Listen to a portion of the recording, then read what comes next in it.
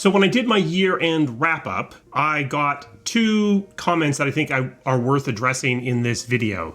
The first was, oh no, you're a 2-year-old channel, you only made $5,000, are you going to shut the channel down? It's not making money. And the second one was, why don't you do more topical news-related videos? My answer to both of those questions is actually the same, which is why we're going to combine them into this one video. Don't worry, we're not shutting the channel down because it's only made $5,000. This isn't my primary source of revenue. The money that I live on is doing consulting. I do consulting within the video game industry to a bunch of different companies, indie and AAA, mostly focused around the beginning and end of a project. That's where most of my expertise is most applicable, either when the team is very small at the beginning or in that mass of decision making that's required to bring the plane down and get it on the tarmac. Making videos is something I do on the side. Now, could it potentially be my full-time job? Maybe, but not when we're making $5,000 a year. I'm fairly expensive as a consultant. That is where the money that I live on day to day comes from, is by working with companies to help them land their projects or get their projects ready for pitching and interact with other parts of the video game industry, especially focused on RPGs and storytelling games. But that brings me into the why don't I do more topical videos? There really are two answers that come out of the first part of this video. First of all, and maybe most obviously, because this isn't my full-time job, it is difficult for me to do a video at the drop of a hat. I might be in meetings with the companies that I'm working with. I might just not be available to turn something around on super short notice. That isn't insurmountable, but it is part of the issue. If something really eventful drops on a Tuesday morning and I'm in meetings all day on Tuesday, I'm not getting around to doing a video on that until Wednesday or Thursday potentially.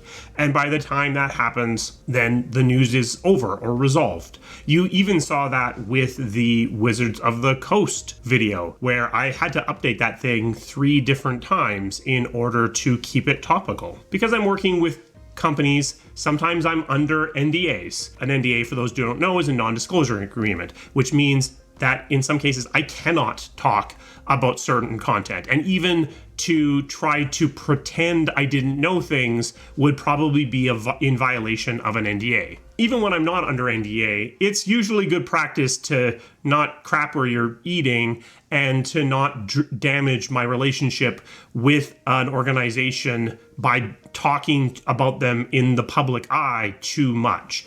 They have their own PR departments, often departments that are very conservative. And I, as a general rule, have always been pretty loose with my communication strategies. And that's one thing when you are the executive producer of a major franchise, and quite a different thing when you are an independent contractor. I'm not looking to burn these relationships down. That ties my hand in terms of what I can and cannot say as well. Also, often these relationships are private. So the fact that I'm working with a company isn't for public consumption because it implies things that they may not want to be in the public eye. Or they may want to be in the public eye, but we just haven't reached the point of them being ready for that. And then even with companies that I'm not working with, by doing news about them, I'm providing the opportunity for a triangulation to occur on the companies that I am working with. If I am doing news stories about companies A, B, and D, then it becomes a lot more clear that I'm working with company C because I'm suspiciously silent on that company. That being said, I do think that there's probably an opportunity for me to cherry pick a few more news stories to try to do a little bit more topical coverage. So I'm going to try to do that over the next little while and see if we can't find a way to allow me to do some news that hits closer to the actual event of news. If you're wondering if the channel's going away, no, it's not going away. This isn't my primary revenue source. But my primary revenue source does prevent me to some degree from doing a more news-focused series of videos. So what does it look like to remove these constraints? And the channel would have to make a lot more money than it does right now, probably orders of magnitude more than it does right now. So I guess if you're interested in that, think about becoming a member at a high tier to dramatically pump up the amount of money the channel makes. But we're a long ways away from this being my primary revenue source. So hopefully this explains what's going on and why the content on my channel sometimes seems to have a few little gaps in it, and hopefully it puts some minds at ease. A special thanks to my members. They provide the resources that this channel needs to keep running. If you found this video interesting, give it a thumbs up. It's pretty niche, really just for the core people on the channel, but if you thought it was interesting, give it a thumbs up anyway. That will let YouTube know that it's worth spreading to other people. What's some other content you would like to see on the channel? Maybe stuff that isn't treading as close as news items to NDAs and such.